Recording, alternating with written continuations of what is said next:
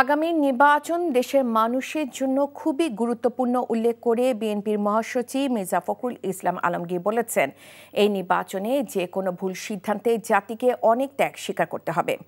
বিকেলে ঠাকুরগাঁওয়ে বন্ধুসভার এক অনুষ্ঠানে অংশ নিয়ে তিনি এমন মন্তব্য করেন। এদিকে ঢাকায় এক অনুষ্ঠানে আমির খসরু মাহমুদ চৌধুরী বলেছেন, বিএনপি ক্ষমতায় গেলে সংস্কারের মাধ্যমে আর্থিক খাতের সব প্রতিষ্ঠানকে জবাবদিহিতায় আনা হবে।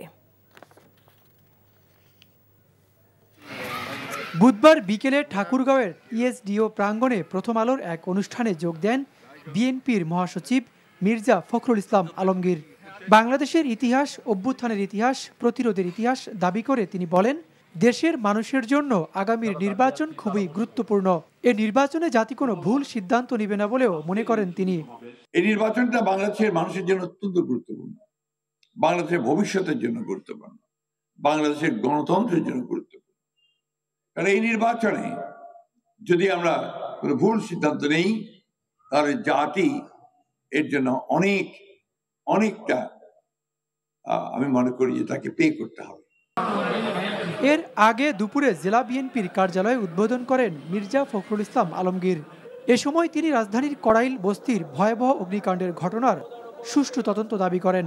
তদন্তের মধ্য দিয়ে অগ্নিকাণ্ডের জন্য প্রকৃত ঘটনাকে বের করে যদি প্রকৃতপক্ষে কোনো ব্যক্তি দায়ী হয়ে থাকে, তাহলে তাকে আইনের আওতায় নিয়ে আসার জন্য আমি দাবি।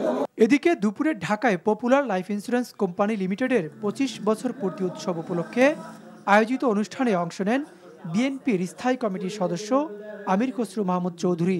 বলেন, বিগত সরকারের লুটপাটের কারণে অনেক বীমা প্রতিষ্ঠান গ্রাহকের পাওনা পরিশোধ করতে পারছে না। যে ইন্স্যুরেন্স কোম্পানি যে মন্ত্রণালয়ের অধীনে চলবে, সেই মন্ত্রণালয়কে দায়িত্বশীল হতে হবে, সেই মন্ত্রীকে দায়িত্বশীল হতে হবে। দায়িত্ব এক জায়গায় থাকে না, দায়িত্ব সব লেভেলে থাকতে হবে।